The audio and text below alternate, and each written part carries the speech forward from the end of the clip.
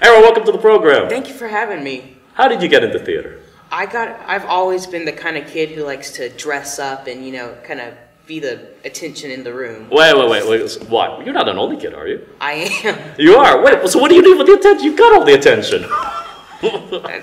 Whenever we're at parties or, dinners, I'm always the one dancing on the table. That's me. So, did you always dance like when you were a little baby or that kind of stuff? Always. Get those stories and from your mom? As soon as I had clothes, I would dress up as, characters from fairy tales and stuff. And I always, without directly knowing it, I always like to act and, do that kind of thing. What was your favorite fairy tale? I always liked Red Riding Hood. I always imagined Red Riding Hood? Yes, that was my favorite one, and I always imagined myself as the wolf. Even though I was like this, 3-foot kid, I would always go in my deepest voice, which was hi up here. And I'd still, and I just, that was the beginning of it. And of course you got to play the wolf in Young Frankenstein. I did. It was like a dream come true, You got the costume. I was only 12 years old and I got to play my dream role, which was, amazing. Have you seen Hoodwinked? I have not. Oh man, you got to see it because that's basically all those fairy tales kind of twisted, but in a fun way. Okay. It's Little Red Riding Hood, but from each person's perspective, the wolf's perspective, Little Red Riding's perspective, and of course it's changed a little, that kind of thing. But it's a fun. You need to check it out. It's the original, not number 2. Number 2 is but the first one's really good. So you said you like to dress up and stuff. When did you actually start doing shows on stage? I started my first kind of acting-esque thing. I did a acting camp with CYT, Christian Youth Theater. And it was a summer thing. It was like a week long, and they taught you, how to act, sing, and dance. And then you had a one-time, like a parent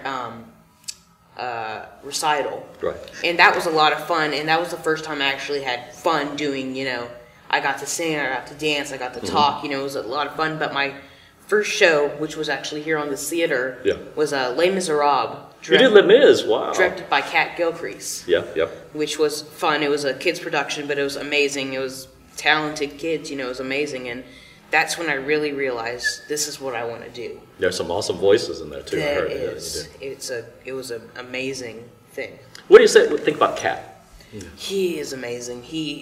I remember I walked into there and I just knew he was the right guy. You could just tell from the way he talked. He said what was on his mind. He was a down-to-earth guy. He told you what he wanted, and you did it. He's an awesome actor, but obviously as a director, he kind of brings that to the table. Definitely. As well. What was different, I guess, from his take on Les Mis? Les Mis is both kind of an upper about, how finding God and redemption, but Kat really showed how it's so dark, too. It's a dark, sad story, but he was able to find both those in both the set, costumes, actors. It was just amazing how kids, who were less than 17 could, put on this dark show, or just this show where the audience was almost crying every night, and that was amazing to me, and I loved him. What's your favorite song from Les Mis? My favorite song, it's got to be Do You Hear the People Sing? Of course, that's my favorite. Kind of a rousing song, get you going, and stuff like that. What other shows have you done? After that, Kat came to me and he wanted me to do a little tiny part in Christmas Bells. Yeah. And it was my first really stage fright show, and I did it twice. And it was I was one of the little kids who came to see Santa Claus. Oh yes, when he was having his kidney stones. Kidney stone.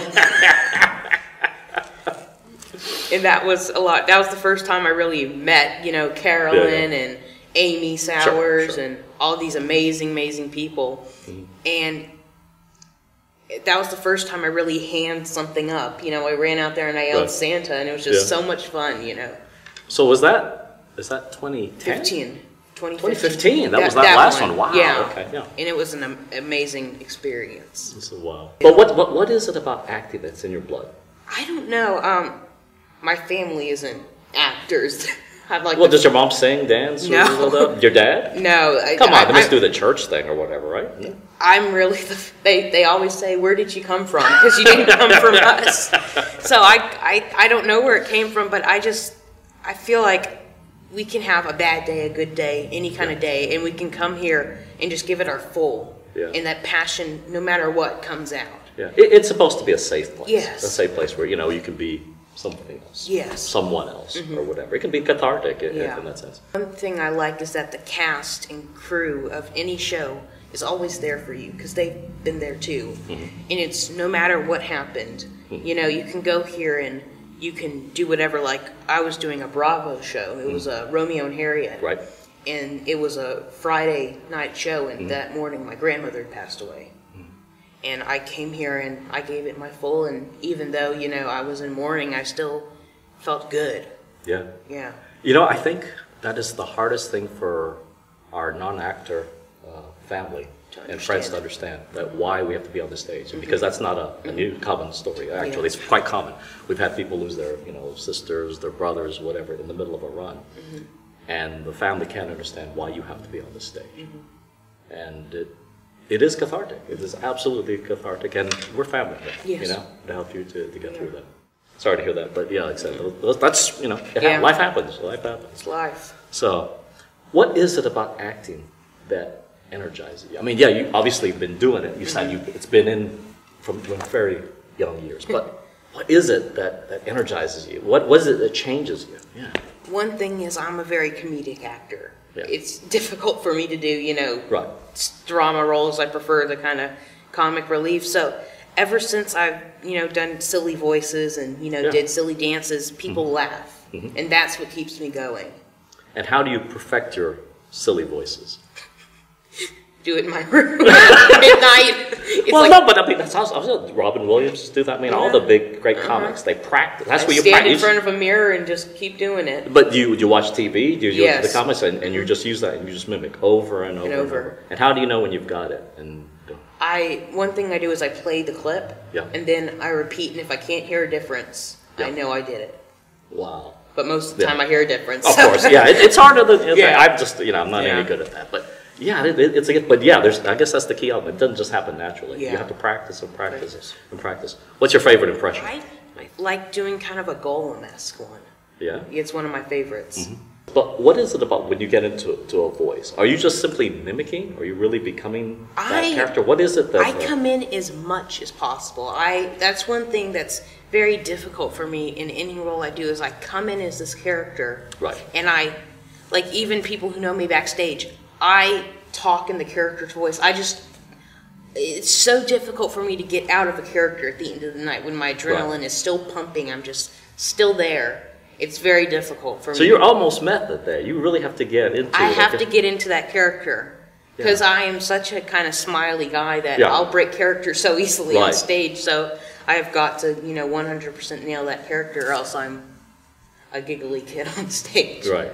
What do you want to do that you haven't done yet? I want to play a lead in Les Mis. That's one thing I want to do. Whatever comes, I take it. Yeah. What do you do when you're not acting? Probably find me either researching something about history or reading a book. Wow. That's what I do. So how did you get into history? I don't know. I've always been kind of a kid who likes history. Texas history, American history. Texas history? Texas history.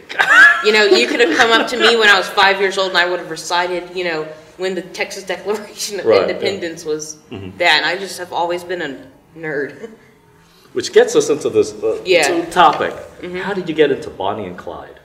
I think, like the story suggests, they were the first media phenomenon of criminals. And they were just so different from every criminal there. It was mostly men. But here's this woman smoking a cigar, driving. It was from, the flapper days to the Great Depression where there was long skirts and, long sleeves. But then suddenly there was this woman who completely broke all the social norms. And I think for kids, that rebellion is kind of like, wow, it's kind of like adults do break the rules. Yeah.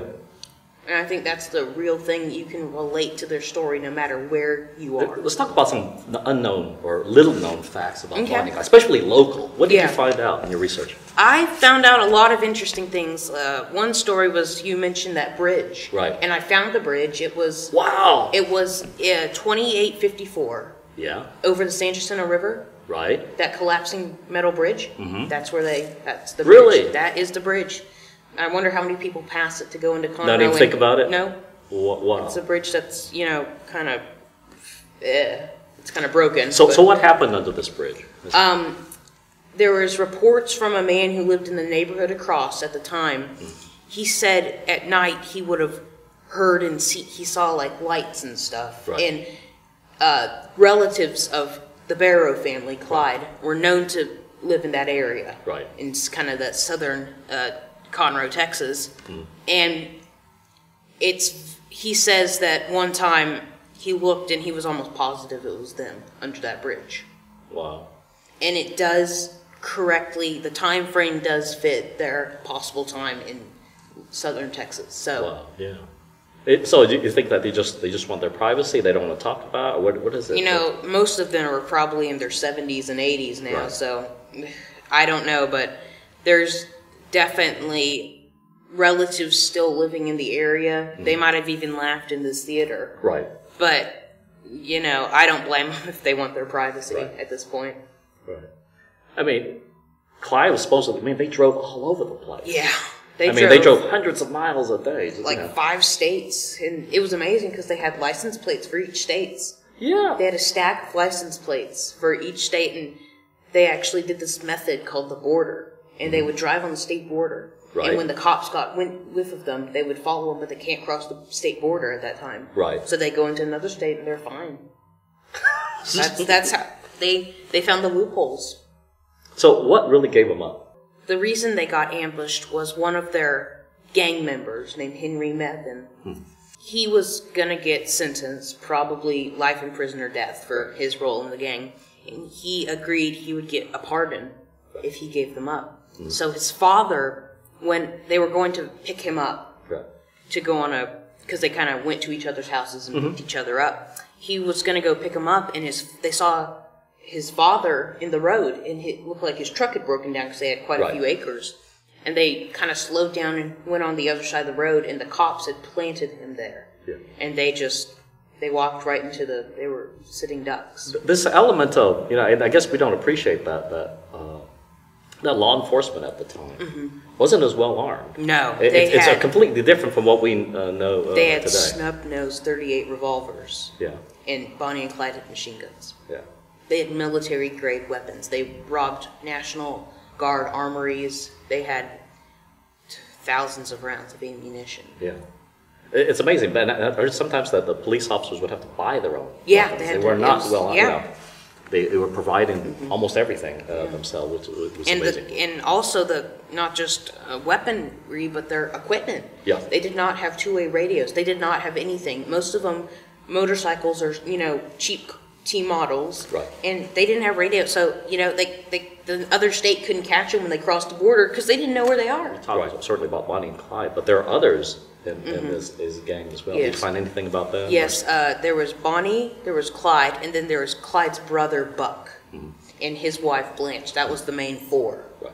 And they stayed together about a year before the end, and that's when their Joplin raid happened, and where all the pictures we see of them now were found.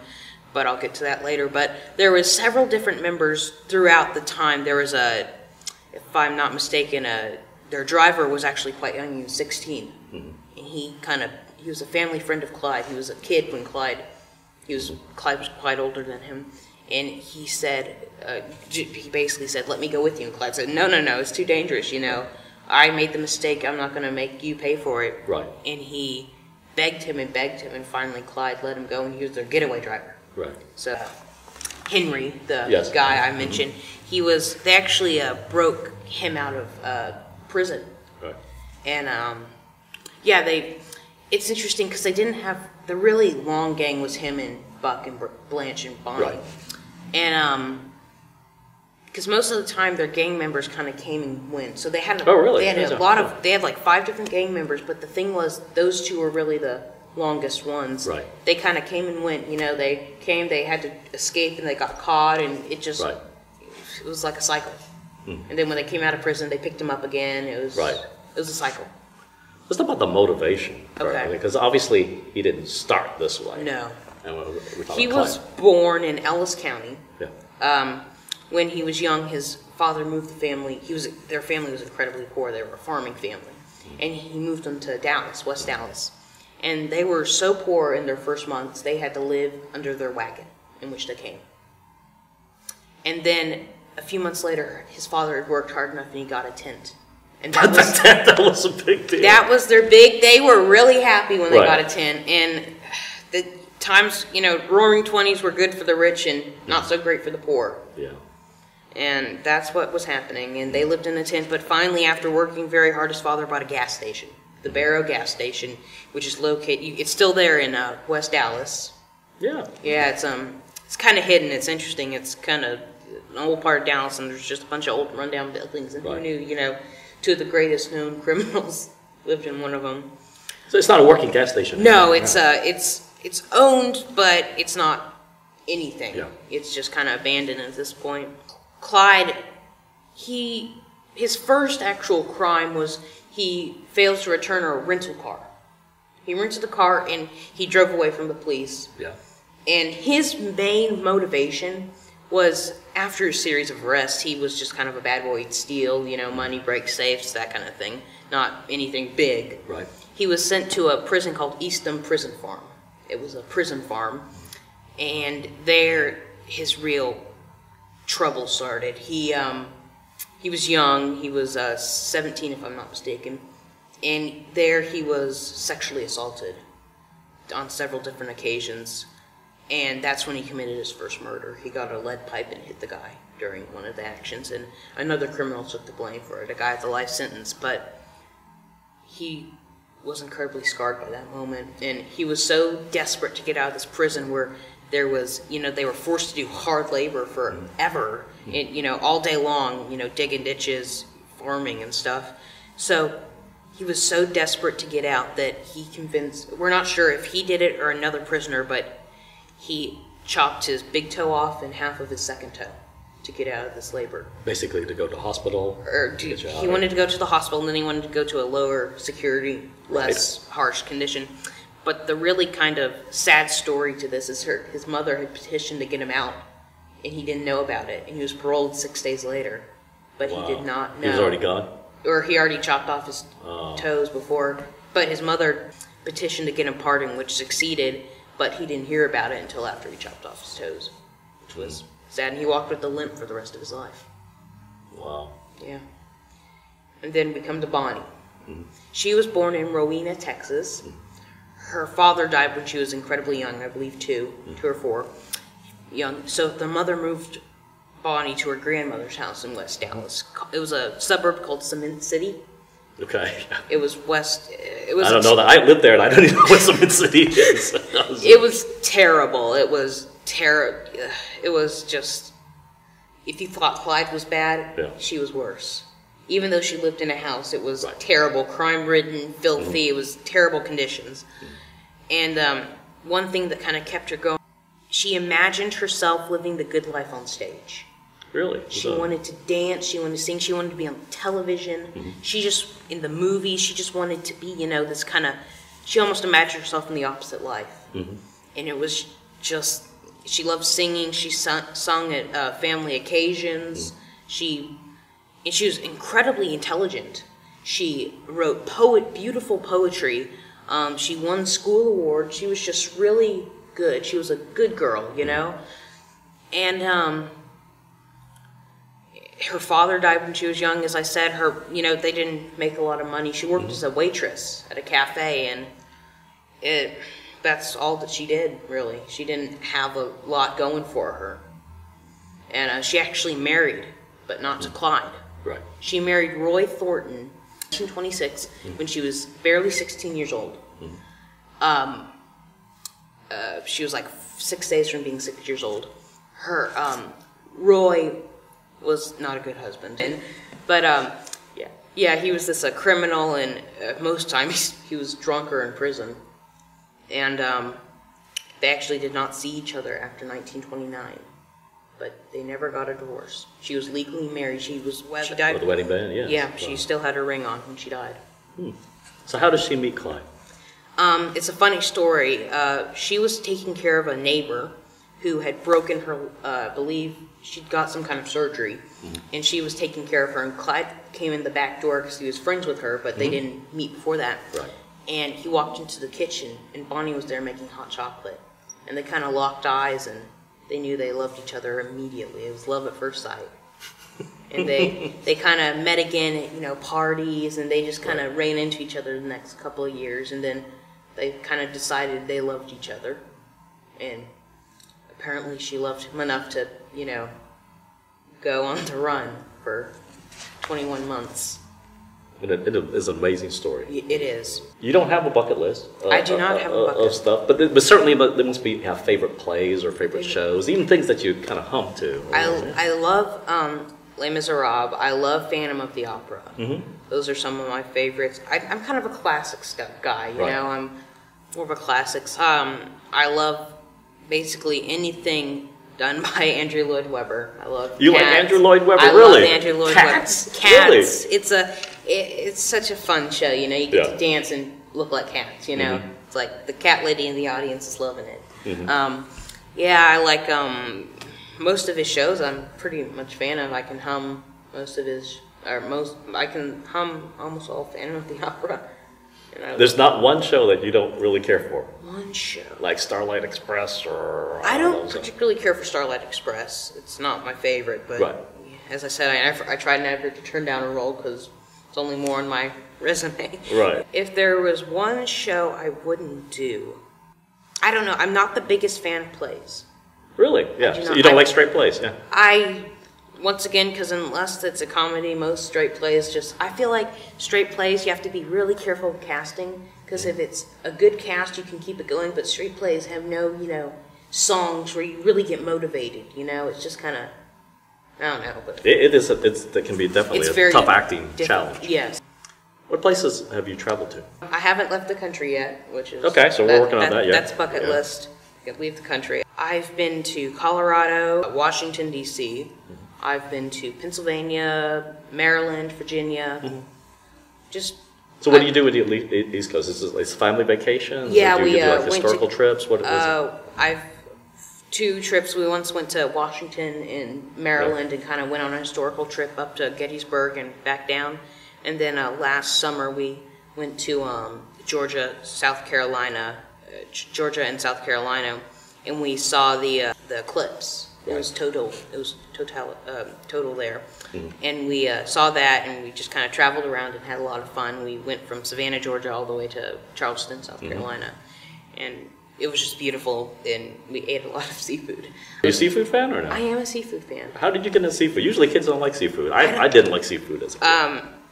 My parents were both. My father was actually born in Hawaii, and later. Oh, really? Yeah. My grandfather was stationed there, and. He later moved to San Antonio, which is a lot of, Mexican, Tex-Mex. But my mother was born in Port Arthur and kind of lived all over the country. But and my grandmother, they've always been seafood fans. Yeah. We have seafood at least once a month. Yeah? Yeah. What's your favorite seafood? Favorite? When we went to Georgia, I was introduced to stone crab. Oh, stone crab. The creamy soup, that's good. That stuff's butter gold. It's good stuff. We go down to Kimo sometimes, and we get the stone crab there. Oh, yeah. Good stuff. The only time I've really been to Kimo's before the hurricane. That's the only time I've been, too. Yeah, it's before the hurricane. Yeah. I mean, we're talking about Ike, right? Yeah. Since then, I haven't been back. So. What gets you up? What gets me up? Definitely being on stage. It's like even the difference between Sunday night to, the pickup. I'm bored. I get so bored, and I just want to be on stage, and I just want to be in this theater, and I am so happy when I get to go. This theater just gets me up. Let's talk about this theater, because we had some weird stuff lately. Okay, now, are you a Ghost fan or not? I am. You believe in ghosts or not? I believe that there's definitely energy. There's definitely energy. Yeah. Except I'm not saying there isn't, but there's some strange things. There's some strange, like me and Anna were up in the sound booth the other day, and we were sitting there, and it sounded like something dropped, and we looked up, and it was like something had walked on the things above us. But not like a rat or something. It was heavy. Right. Yeah. And then James Colburn caught that orb. Oh, yeah. Do you remember the orb? Yeah. Yeah, we're just standing here and said, what the heck is that? You and Brenda heard the... voice. Yeah. Clear as day out the back, and there was nobody out back. some strength. You know, that's weird. I think it's some of our veterans. I think Adam and Jane are messing with us. They were always the jokesters. Yes, they were. They used to like to mess with us. What else gets you down other than not being in theater? If I ever learn something new in history, I'm always happy, and I got to share it with everyone. Right. History definitely brings. I also like nature. I love nature. Mm-hmm. Like, you know, raw, unfiltered nature. You know, beautiful trees, trails. I love that. Just being there. Just being in nature, and you can look around and it's amazing how the world is. You know. Yeah. You just look around and think how hard it was to make this theater. You know. I like to enjoy everything in front of me. Yeah. And just respect how difficult it was for this to exist. How do you get yourself energized again? You know, if you're down, so you got a favorite song that kind of picks you up? I just start humming musicals. Really? Just start Any humming musical that's on my mind. Gets you going that again. gets me going. Other than practicing voices. You know, after a while, Golem gets a little old. It's like, get out of my head, you. Who's your favorite actor? My favorite actor? That one's difficult. Depends on which movie I've seen, but... Doesn't matter. Just name I like James Woods. Yeah. Seth MacFarlane, those two I like. I'm mostly a comic guy, so I like those. Bill Murray. Bill Murray's one of my favorites. Most big comedian, you know, I could get you a list that goes from one end of this theater to another of, you know, great. But comedians. Comedians, I love comedians. Well, let's talk about Bill Murray, because, you know, he started out in a lot, you know, a lot of the silly stuff, but then he really got into serious type roles. Actually quite good. Yeah. In some of the serious roles. The last thing that I remember seeing him was Monuments Men. Oh, I'm sure he's done other stuff. I really like the, you know, Bill Murray that was, you know, Groundhog Day. And that is such an inspiration to see such a deadpan guy just be so funny, you know, and I don't know, he's just so good at comedy. Yeah. He has got the rake. If comedy was leaves, he's raking those leaves up. Yeah. He's amazing. You mentioned James Woods. Yeah. But he's not normally known for comedy. I'm not saying he's not a good comedian. Yeah. I don't know. Why James Woods? I'm not really into his films per se, but he's a really philosophical guy. Really? You know? Yeah. Or he's incredibly smart. His IQ is over 150, I think. Mm-hmm. He's one of the smartest actors out there. And he just... from the few things I've read in the news, he's just a really that kind of guy, you know. Every once in a while he says something that's, you know, worth thinking about. Mm-hmm. And that brings me to another of my passions, Phil's, you know, kind of just out of the box thinking. I love that. I'm trying to remember one of the shows, he had a really hard time getting into the character. I don't know if it was Ghosts of Mississippi or not. He had to play a racist. Oh. And... he couldn't, you know, like, you know, there are some characters it's easier to get into, and he couldn't get into this character, so he ended up doing it as a caricature. When have you had trouble doing comedy? Is there any time have you had it all? Because, I mean, you know, it's not, people think comedy's easy. It's not. Oh, God, no. You know, I feel bad for all the people during the rehearsals when they hear my incredibly stupid jokes. And it's hard because it's like, it's honestly like science, you know. You gotta test and test and test, and one out of 100 will get a good joke. Yeah. And that's how it is. And it's incredibly difficult to get a good joke. And sometimes it depends on timing and people's mood, people's sense of humor. There's so many variables, and it's just so difficult. But you know, there's some people on the stage, like your wonderful wife, who is the queen of comedy. And we're lucky to She's been practicing too, but not necessarily in front of a mirror. She's like, would you ever want to do stand-up? I did stand up for my 5th grade talent show. Yeah. I did, and that was a lot of fun because I actually made children laugh. Yeah.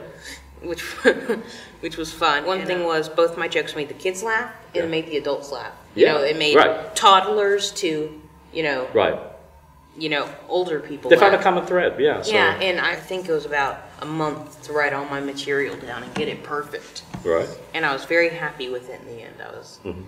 I mostly stole the jokes offline and just changed the words out, but it was still from the best. Yeah. Right? Okay. If heaven exists, what do you want God to say when you get to the pearly gates? What are you doing here? Is he going to give you a hug, or is he going I'm going to let him decide. Ara, thanks so much for being with us. It's been a pleasure. See you around.